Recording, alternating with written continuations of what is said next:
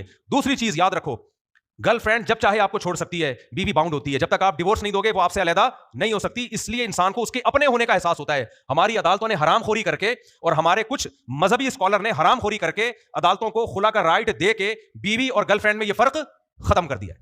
کچھ اسکالر ہے جہل مرکب، جن کو نہ قرآن کا پتا نہ حدیث کا پتا، آج کل وہ فتوے دیتے پھر رہے ہیں اور میرے خلاف کلپ بنا کے پھینک رہے ہیں کہ اس کی حنفی ہیں، مقلد ہیں، اندھے، ان کو کیا پتا. عدالت کو بھی رائٹ ہے کہ وہ خلا عورت کا حق ہے، وہ یک طرفہ لے سکتی ہے. حالانکہ خلا قرآن سے حدیث سے پتا چلتا ہے میاں بیوی کا ایگریمنٹ ہے، جب تک مرد نہیں چھوڑے گا بیوی نہیں چھوٹتی، وہ نکاح ختم نہیں ہوتا سوائے اس چند کنڈیشن کے جس میں مرد کا ظالم ہونا ثابت ہو جائے، متعنت ہونا ثابت ہو جائے، جس کو تنسیخ نکاح کہتے ہیں. نارملی ایسا نہیں ہو سکتا. آپ مذاق سمجھ رہے ہو؟ میں جو اتنے باہر ملکوں کے چکر لگا رہا ہوں، لوگ کہتے ہیں ہر 4 دن بعد کینیڈا پہنچے ہوئے ہوتے ہیں، امریکہ پہنچے ہوئے ہوتے ہو. میں وہاں گھومنے پھرنے نہیں جاتا. یہ تو گھومنے پھرنے کی ویڈیوز آ رہی ہوتی ہیں، زبردستی لوگ لے جاتے ہیں، برف پہ نماز ہو رہی ہے، یہ ہو رہا ہے تو تھوڑا بہت انٹرفیئر. اصل میرا کام یہ نہیں ہوتا. اصل تو میرا کام کچھ اور ہوتا ہے، دیکھنا ہوتا ہے سوسائٹی کو. تو یہ وہاں اب لوگ پتہ ہے کیا کر رہے ہیں؟ شادی کرتے ہیں یا تو رجسٹر نہیں کرتے تاکہ عذاب نہ بن جائے ہمارے لیے.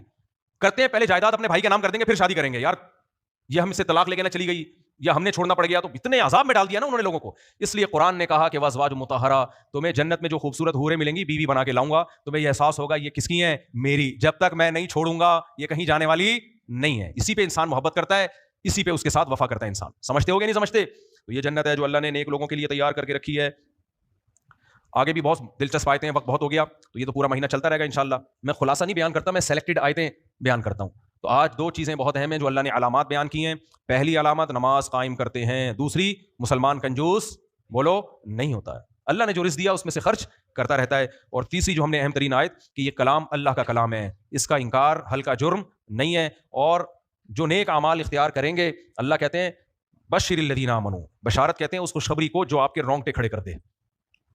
کوئی غریب آدمی جس کے پاس نہ کھانے کو نہ پینے کو اور بے روزگار پھر رہا ہے، اسے کوئی آ کے کان میں کہہ دے کہ تیری جاب لگ گئی ہے، 1 کروڑ روپے تنخواہ ہوگی، گاڑی ہوگی، بنگلہ ہوگا، یہ ہوگا وہ ہوگا، وہ یا تو اس کو خواب سمجھے گا یا خوشی سے اس کے رونگٹے کھڑے ہو جائیں گے.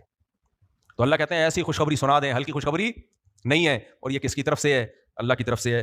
تو وَلَهُمْ فِيهَا خَالِدُونَ، فرمایا اس جنت میں یہ ہمیشہ رہیں گے، کوئی ان کو نکالنے والا نہیں ہوگا. اللہ تعالیٰ سمجھنے کی عمل کی توفیق عطا فرمائے. کل بھی انشاءاللہ اس سورہ بقرہ ہی کی کچھ آیتیں لے کے چلوں گا میں. سبحانک اللہم وبحمدک، نشہد ان لا الہ الا انت، نستغفرک ونتوب الیک.